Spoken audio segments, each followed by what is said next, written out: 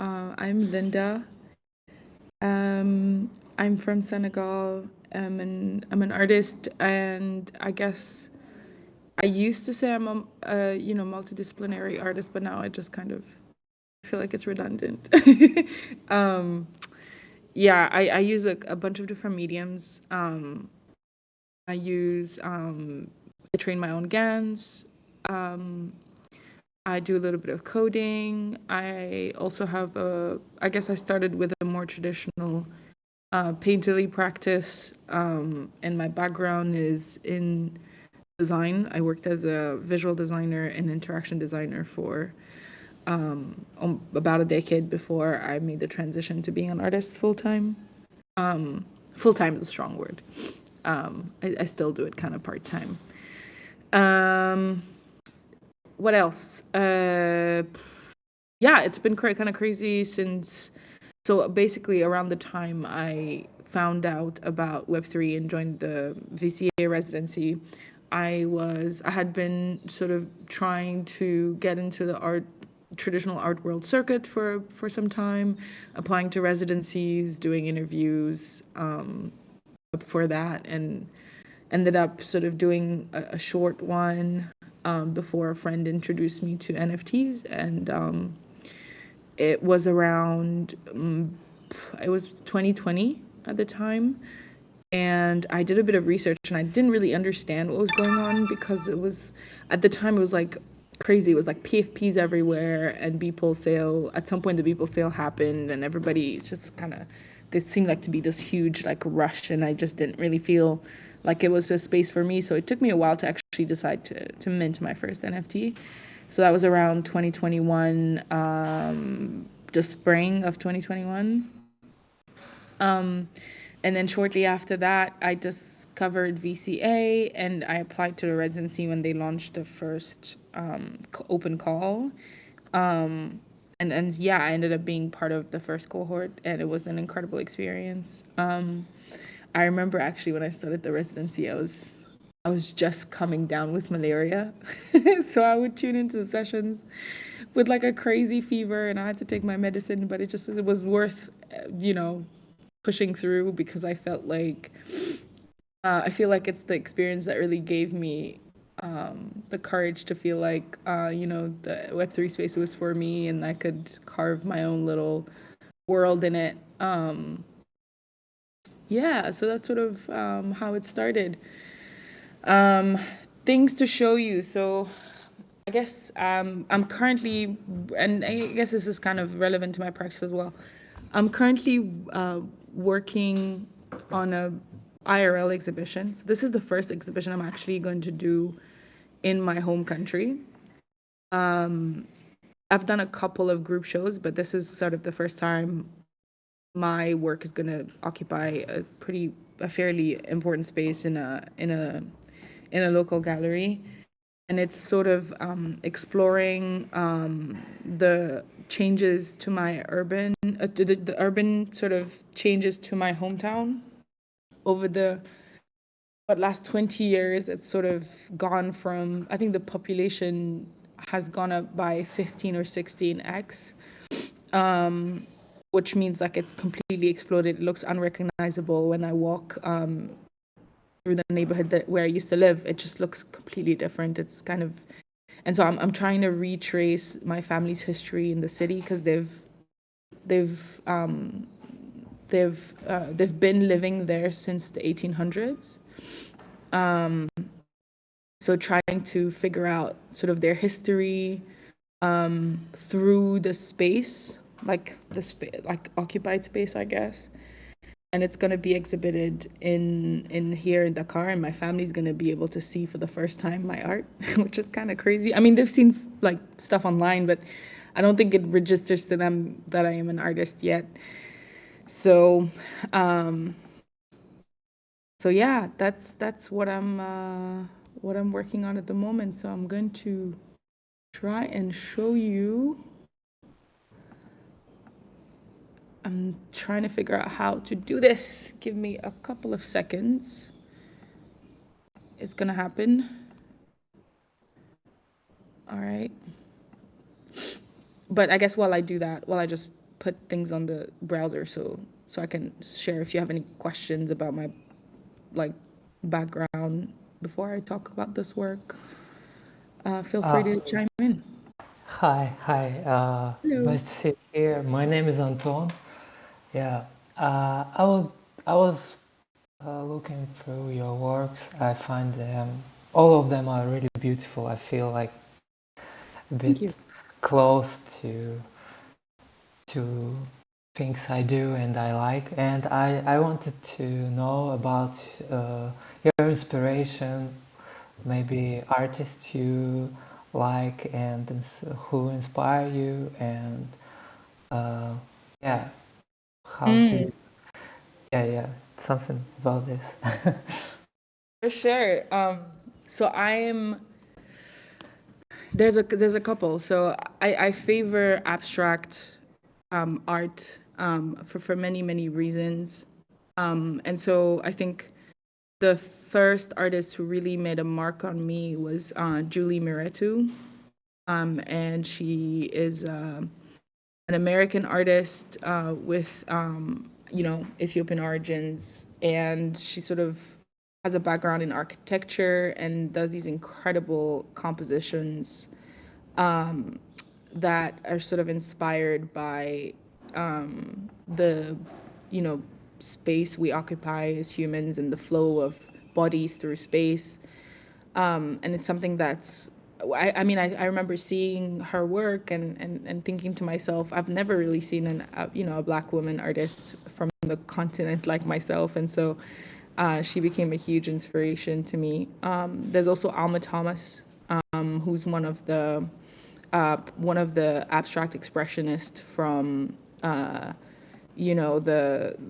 the sort of abstract expressionist movement. She's little known because I guess I don't know, male contemporaries, or if you think abstract expressionism, you think Jackson Pollock, but she was definitely one of the pioneers of abstract art. Yeah, so those are kind of two inspirations I can name. And then honestly, I have been incredibly inspired by my peers in Web3. I don't think I've ever come across as much digital art in one place ever in my life. And so yeah, I think I've sort of there's a lot of creative license and freedom I feel like I get from being in this space and looking at my peers and how they approach their practice.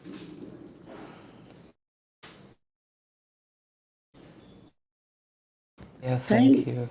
Of course. Okay, so I'm gonna start sharing. So, I mean, this work, honestly, I think I did like 1,000 different versions um, before I was able to figure out what I wanted to do. And it's sort of, I kind of like to start with, how do I say this? Like, kind of, because my work is always generally like very much about like investigating my history or my experience. It feels sort of archival. So what I started with was a combination of texts and text about my city, text that I could find in national archives about my family, looking up their names, and found out that part of my family had a name change in the early 1800s, and so I had to look up two different family names to sort of trace the history. And then also looking through photos of my childhood that I have and that I have collected over the years. And so to start this project, and this is not what's going to be exhibited, but it's kind of like I like to do to, I guess, lay out everything, all the information I have. I also did some sketches of the houses that I lived in growing up. Um, and uh, part of this work involved taking images, like satellite imagery of the city over time. Some of the older ones were only available; they're not online, so you had to get them in physical and scan them and use that to train again in a very much abstract style. So yeah, but before I show you kind of what what the outputs were. I'm going to show you sort of what my archival process looks like. Sort of like um, different images, arts, and text, and some of the blueprints that I'm sort of using in this work. And it's kind of a North Star, right? It's like not aesthetic. Right.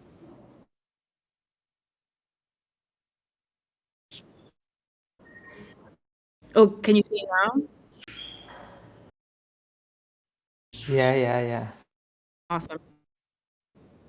So it's not aesthetically the direction at all, you'll see, but it's kind of like what I like to do to start the project is sort of my North Star.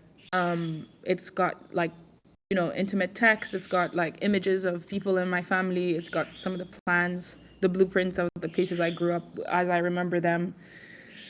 And I kind of did it for different people in my family. So there's some that are focused on my mother and I, and sort of how we shared space, and her favorite flower, some text around like migrations, of because her family originally comes from a different part of the country, but they immigrated in the late 1800s, and so that's kind of how I went about this project as a sort of this is my guiding light. And yeah, that's kind of where it started. And then it sort of goes through the process of training the GAN. And then what I did with the outputs from the GAN, because they were all in black and white, it's kind of what you see in the background. I wanted to deconstruct them further. And so I take some of the outlines from that, and then I add in some layers of code using P5JS, and sort of collage everything together. Um, yeah, one thing that's very very standard, or something that I've come to sort of realize about my practice, is that I love to combine things. Like, it's very rare that I work in a single medium unless I'm doing like, sketches or warming up, creative warm-ups, things like that. I like to sort of make it very difficult for myself to see resolution. I like the process to drag on. I like it to be very complex, and I guess that's what keeps me focused. I'm naturally a very intense person, so I think that just works for me. So yeah, I'm gonna show you some of the outputs now.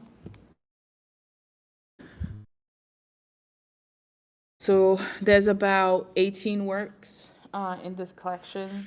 I'm gonna go through them pretty quickly. And if you want me to stop, just let me know.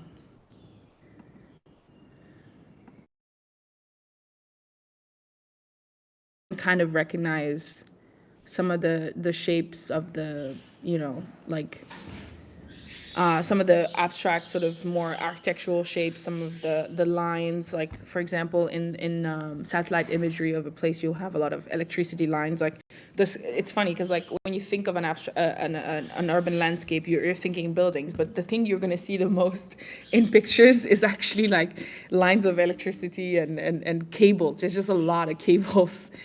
So that they really find themselves in this work, and I kind of actually really like that about it. It feels very honest. There's roads as well. Um, and sometimes you kind of see like a more organic looking shape, and that's generally when urban planning becomes more decentralized. Like in a lot of cities, you'll find in Senegal, like you find like these pockets of colonial settlements that are basically like really established grids. So it's very neat. You have rows of houses and rows of lots in general.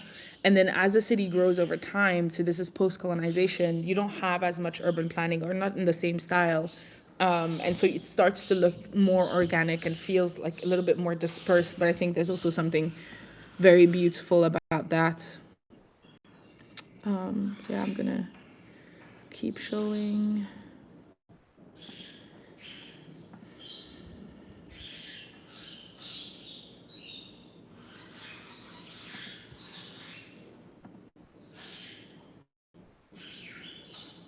Yeah, 'cause... Sorry, let me know if I'm going too fast. So is this output from after machine learning, or you will also kind of use it with GAN, or is it the final pieces? So this is the final piece. It includes coded items with P5.js and also includes GAN outputs that I've rasterized and vectorized. Because obviously when you create something with a GAN, it usually has a very organic texture. So I sort of rasterize the image and then vectorize it so I can play with the angles if I need to. But yeah, that's sort of how I went about it. Yeah, it's really beautiful. I like this collection. Yeah. Thank you. And I see kind of how it lines to the previous set of pictures. I think, yeah, it's amazing. I like it. Thank you. I mean, I struggle to just start a project. I feel like when I start a project, if I just open a blank canvas or I even take like a little physical piece of canvas and I try to just paint from like an idea, it just doesn't happen.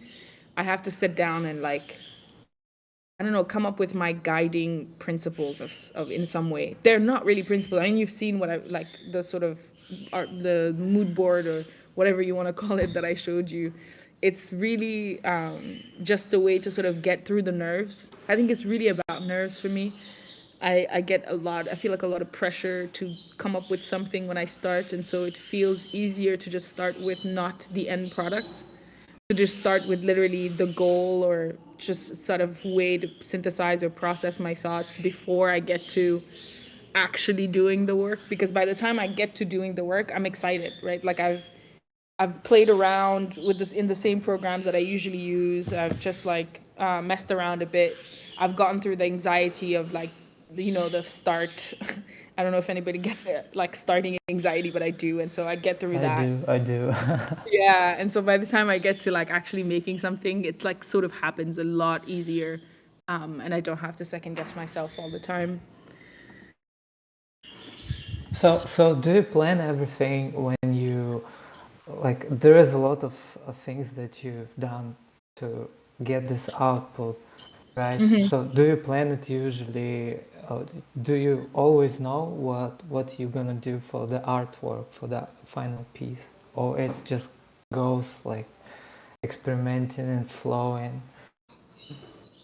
Yeah, so um yes, kind of. It depends. Like for example, with processing or P5.js, you kind of have to plan some things. Like somebody just asked, like which elements of the compositions are P5.js. It's a very simple, like the more primitive, like shapes.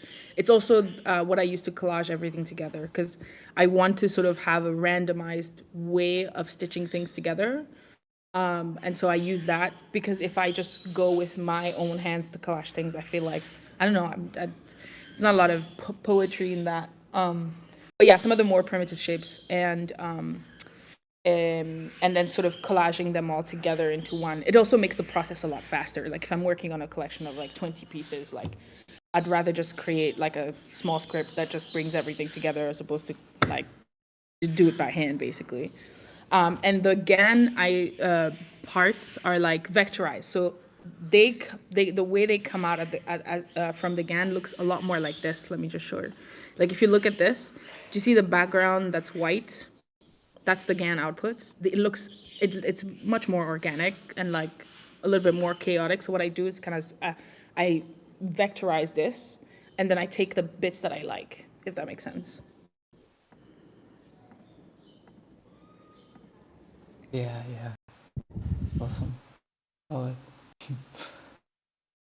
really, Sorry, really Emily, did I answer cool. your question?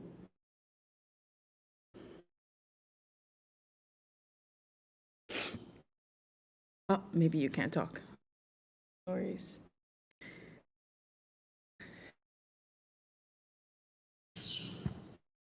Yeah. I'm gonna keep sharing. Or almost at the end, I think. There's like two left. So what was it hard to like, I don't know, not hard, but was it challenging to showcase your work in your hometown? I don't know. We'll Because see. I'm from Kazakhstan, and I was trying to reach out to some places and galleries, uh, telling like, hey, I'm doing digital art, NFTs, and they're like, oh, well, okay, no, we're not doing it, and yeah, so Yeah. you know what I mean. I'm honestly, I was very intimidated by the scene here. It just felt like very formal, in the sense that like I didn't really go to art school. Um, yeah, I didn't go to school for work. I didn't actually do a residency here locally. The one that I did was online during COVID. And so I don't have any network or any people that I know in the art world here. And so I never really tried to like approach a gallery with my work or anything like that. I don't even know how you go about that or if you even do. And so yeah, I think um it's tough. It's just a very guarded world. And so what happened is that someone from the local scene saw my work at this fair called Artex Lagos, which happens in Nigeria, and really liked my project and kept in touch with me. And when this opportunity came up, she came to do a studio visit. She's curious about what's the life of a digital artist, like what does that look like? And she came and saw that there was like a mix of like physical materials and sort of as part of this digital practice, it's sort of a range of things that go into it. And she eventually asked me to be part of this exhibition because she became the curator for it. So it's really like one encounter that sort of trickled down into this opportunity. Cool, cool. Congratulations. I Thank think, you. I yeah, couldn't good believe luck. it. I was like, I don't know. I've never really had a chance to show my parents what I do, and so it's like it's pretty crazy. So they're gonna see it first time, really? Sorry, say that again. Are they gonna see your work first time, like Yeah, exhibited in somewhere? person. Yeah, in person. Yeah, I have some paintings in my house. They've only seen like the paintings that I hang here. Um, yeah, but they've never really seen my work in person. Wow, big deal. Yeah. my my my aunt, she actually encouraged me to do NFT, uh, That's awesome. because yeah, I showed her my work, and she asked me to print it for her, and she said like, if you want to be an artist, you're gonna have to find a way to make money for living. And she said like, do you have any idea how you can do it? And I was like, yeah, NFTs. Like, she said, oh, you should try. Oh, I love this one. Yeah, so Yeah, that's awesome. Um, I think Emily just asked what my approach to palette is. It's actually one of my favorite parts. I have different ways. Sometimes I go with like colors that like I've seen like in photographs. I like that I've taken or maybe photographs of my family that I'll take colors from. But recently I discovered this hack. So I'm going to show you something really quickly. Um, so I have this like really simple like um, script that generates like literally like circles with colors like gradients and then like a gradient background as well to maximize the number of colors I have in one place, and then I use a color picker to pick from that. So this is a P5JS script, and so there's like it just sort of uses draws from the library different colors, and so I don't have to think too hard. I can just sort of go by feeling, look at the ones that I like from here, and then use it as a starting point, and then it gets a little easier from there. It's like the I guess the laziest like approach to palette that I've come up with, but it's like, it's really nice. Yeah, I've seen it. I've seen it on your Twitter. I thought it's an artwork, and I thought it's really cool, actually. Really No, nice. it's just like my palette picker basically. I Awesome. can generate like I can generate like so many of these, and so I get just like so many colors like that I can use. When I was a designer, I used this like app called coolers.co, which kind of has this like generator bar where you can kind of cycle through different color combinations. But I think this way works better for me.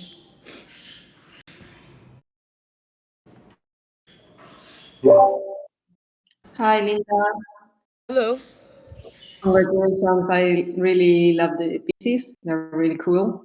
Maybe you already said this, so but I want these are the ones that you saw. Sorry, Um, I think I lost you for a little bit. sorry, these images you were saying that right? Sorry, I lost. It breaks up when you're talking. So I was wondering how do you display pieces? Oh, the ones that I showed you Yes. before, yeah. So honestly, I don't know. That's gonna be the curator's job. What she told me so far is that she's thinking of doing really big prints, and not have screens, because so kind of the work feels very tactile in a way. So I think it'll be nice, sort of printed, so the colors can you can see there can be some texture behind the colors as opposed to seeing it digitally. I think that'll add to it.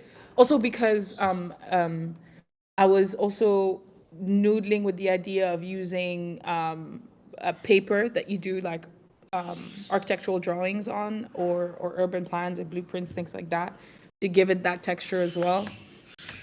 I don't know exactly how it's going to work, so I have to test it out, but it's definitely going to be printed. Also, I'd rather that than, because displays with screens are so tricky. Like, I feel like to do it really well, you can't really use a TV screen. You have to use like more custom screens made for digital art. And so if if I'm working with a gallery that's never worked with those types of screens before, I think printing it makes much more sense. Yeah, and I definitely see this one printed that they will look really good. Yeah.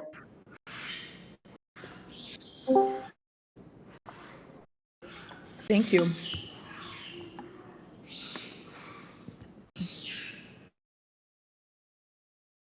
Okay, so I'll stop sharing now. Yeah. Anything else you'd like to know? Yeah, thanks for sharing. It's exciting series, and also thanks for sharing this idea with colors. I'm gonna search it too. Of course, if you want, I can give you the code snippet and you can use it yourself. Oh yeah, please. It would be Okay. nice.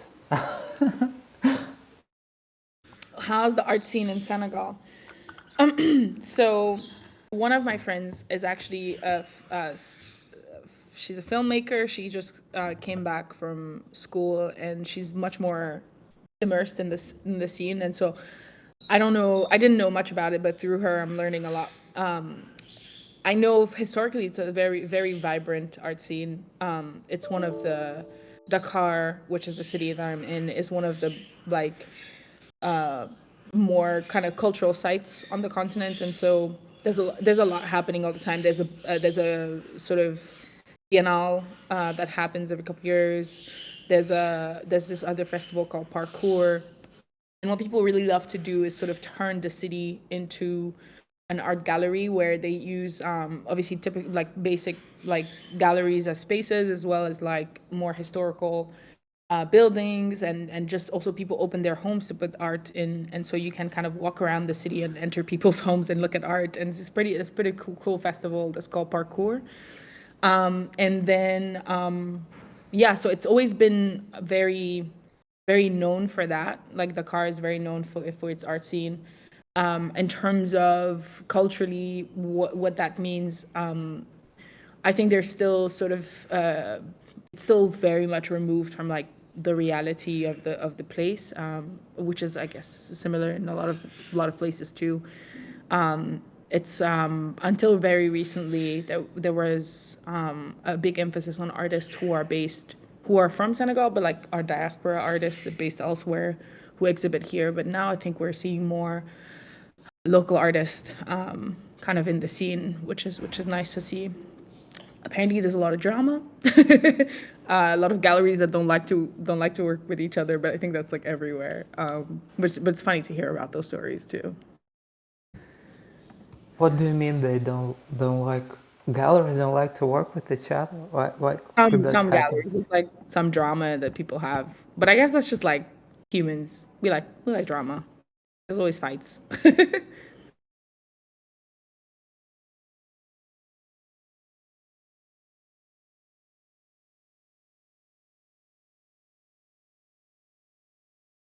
Yeah, Carolina. Yes, very saturated colors. That's going to be interesting. So, I like to do a lot of different tests for printing. I've never really had to print something with this many digital, like very digital native colors.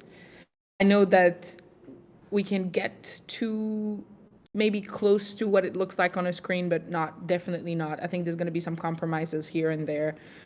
So I've sent a bunch of test inputs to the printer, and they're testing different papers. They're testing different methods of printing as well, and we'll see. We'll pick from there. But I think, to me, the printed work is like singular. It's like unique. It's different from the digital work. I think it's really hard to equate the two.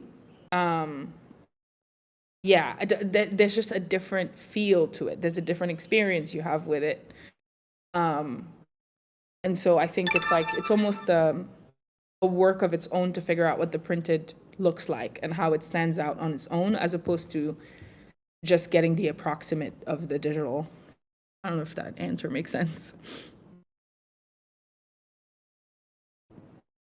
It does. Thank you. I can talk now. I was driving. But I was also going to ask you then, are you planning to, how large and are you planning to frame them? I mean, I'm asking, of course, for selfish reasons because I have similar issues with some of mine that I wanted to print, and I was like, well, how are those going to print?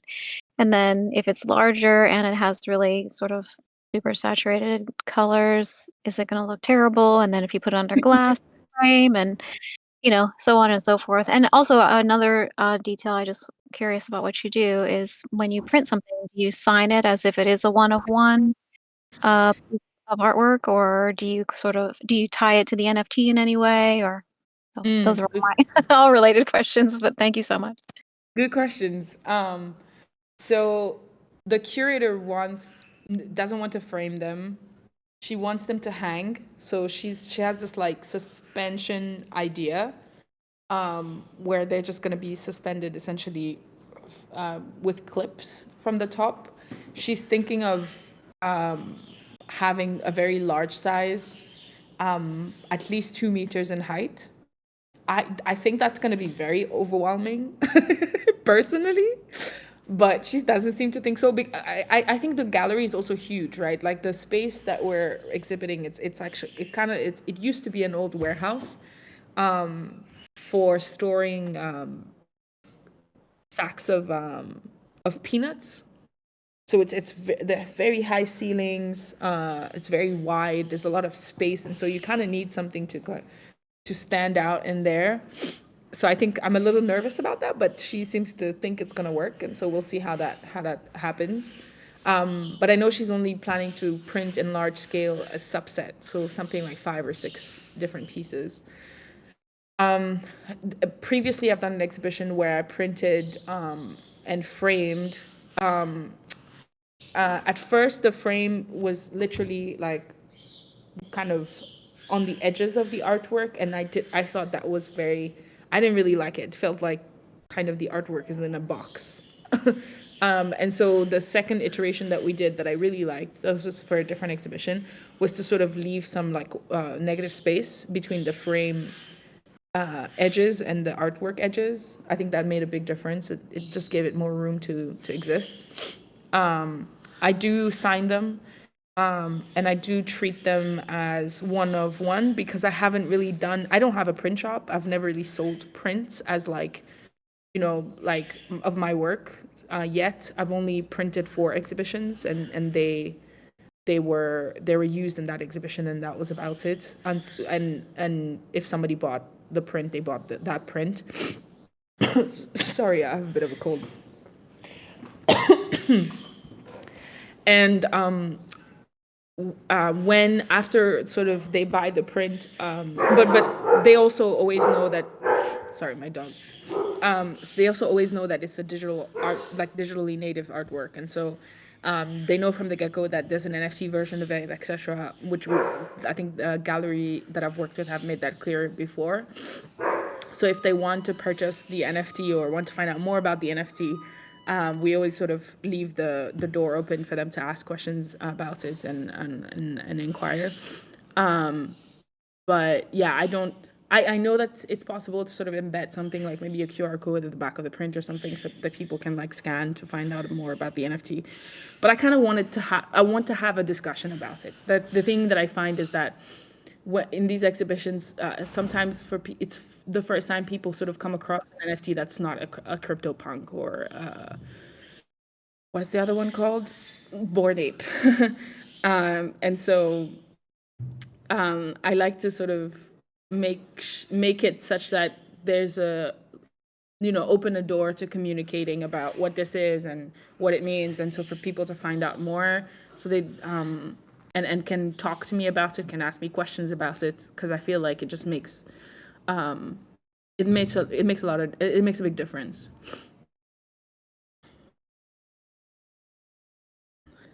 Sorry, I'm sniffling a lot.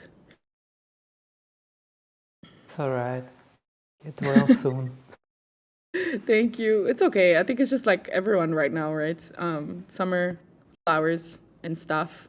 We have allergies. Yeah, artist projects that I'm excited about. I'll tell you about two artists that I absolutely love. The first one is Tony Wallstrom. I'll drop their detail here. So I used to collect a lot of Tony's work, and then eventually I had the chance to interview him for a piece, and absolutely love his work. And we share something in common. We have a background as in design, and so there's a kinship that I feel when I look at his work. It's very I don't know, it just resonates to me very deeply, like the choice of colors, like there's so many similarities with our approach, like aesthetic approach.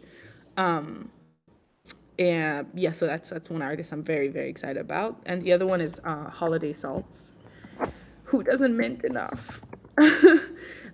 So Holiday has like one of the craziest background, and I think she currently works as like at Art Blocks as like a head of product or something like that. I just they're absolutely love her work so much.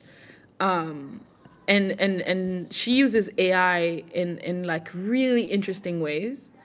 So she uses to sort of like as an ideation tool, and then she'll sort of find fragments that she likes and bring them together into a composition. So whether the final composition ends up is like a digital painting, or she actually ends up painting it with an airbrush, which is sort of the tool she's obsessed with currently.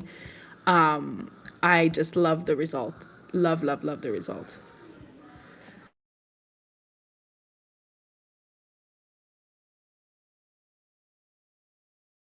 Wow, looking through her Oh Twitter really, right Tony now. came? That's amazing. I didn't know that. He didn't tell me.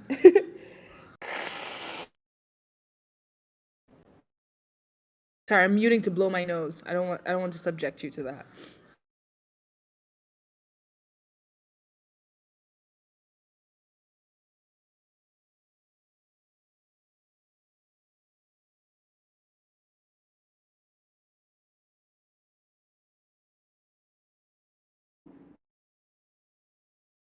Yeah, thanks for sharing, Holiday. I knew Tony Olstrom. I love his works also. I think I have a couple of them. His colors are amazing. And but Holiday, I never heard of them before. His works are just really cool, awesome. Yeah, honestly, very unique. Like it's crazy. Like engineer, developer, designer. At some point, perfumer. She actually like started her own perfume company as well. An incredible human being, like incredible, and very generous about her process too.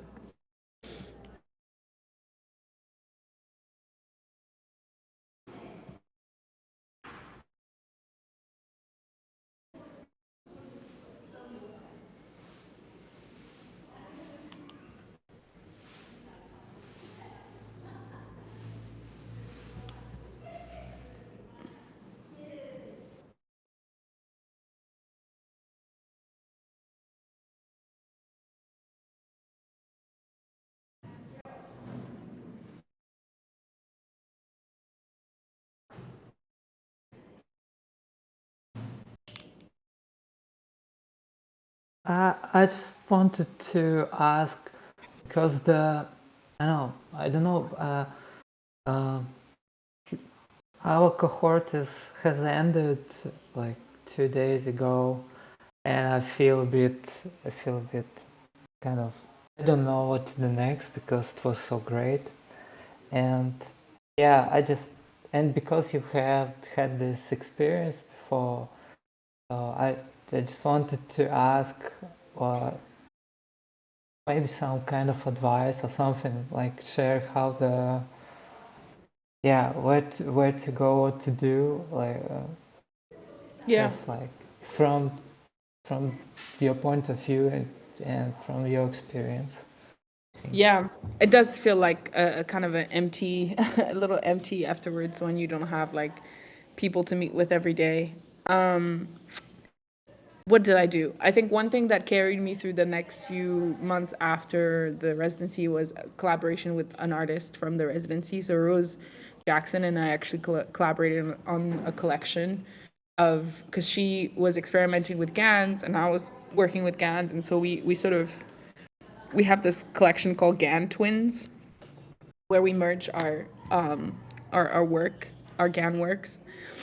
And so that was really fun to work on. And there's also a group chat that our cohort still has. It's still active. So there's some chatter there that sort of filled the gap, filled the void a little bit.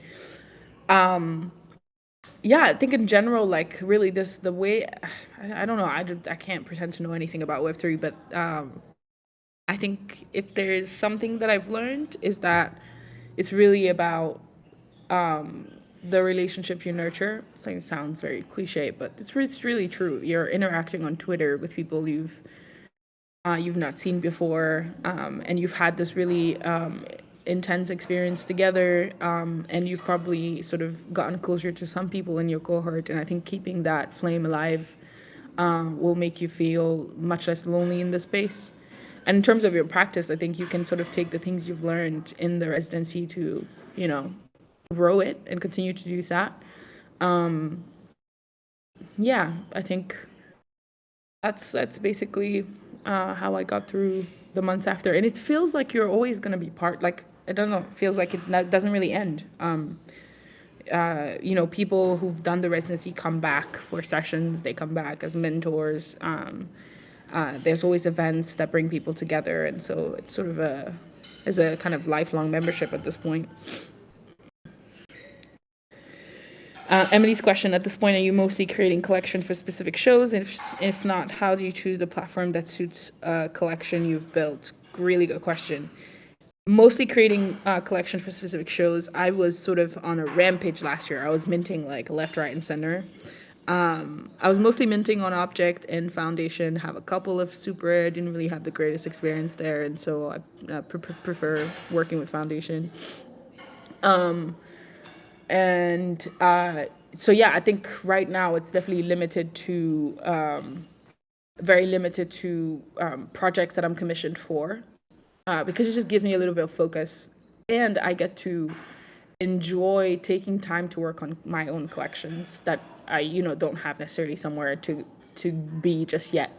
So what I found recently of the last year is that I'm actually taking my sweet time with it. Like, it's really nice to only work on stuff that I'm commissioned for, or like projects that I'm a part of, because that there's a very specific end goal in mind there, and so I can use the rest of my time to just be much more experimental, take my time to like explore different things that I like to do, learn new things, incorporate them, and I'm not in a hurry to release the same way I was when I started.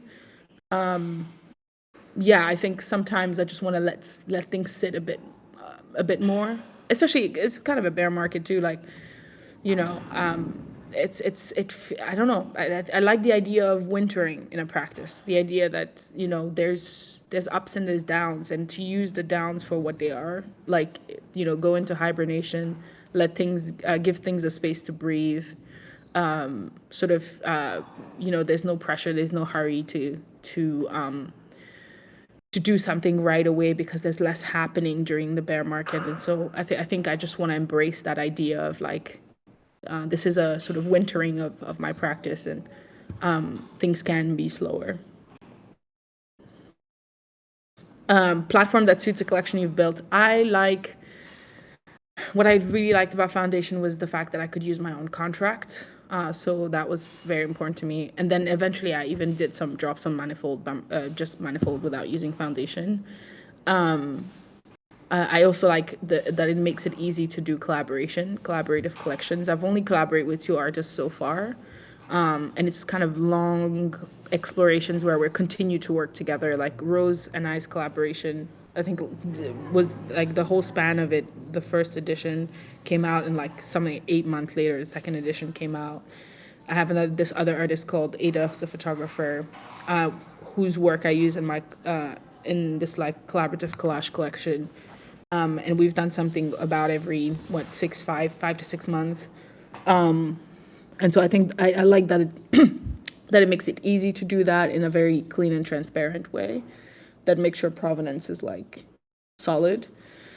Um, Otherwise, I think I really think about the vibe of the collector base in a platform. Um, I think early on it became clear that you don't want anyone to collect your work necessarily. There are some people who are going to collect your work and treat it with the same type of integrity or approach you have to your practice. And so I think that's a very important deciding factor for me too. Like, as I was telling someone recently, like, we were talking about why a lot of collectors in Web3 love flipping, and which is why some artists are just so much more attractive to others, because their work is easier to flip. And the profile of my collectors is definitely the opposite of that. Like, if you're a flipper and you buy one of my artworks, you're in for a rude awakening, because that is really not how my relationship to the market. It's really difficult to flip my work. Secondary sales have become more common now for me, especially they've always been like super steady on Tezos, but on ETH it's only recently that I've seen a lot of movement there. But even so, I much prefer someone who collects my work at Genesis, at the mint, and then falls in love with it and just wants to keep it because they love it. I don't know, there's something I really love about that.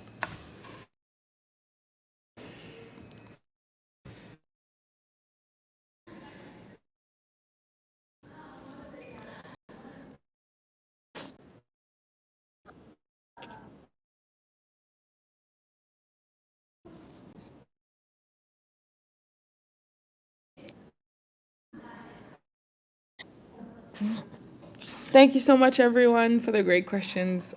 This was lovely.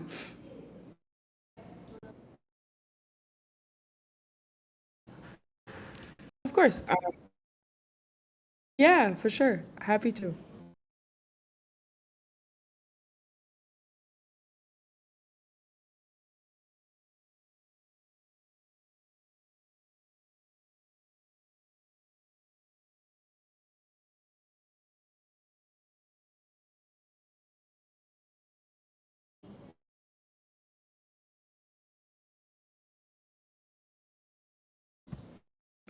Perfect. Bye. Thank you.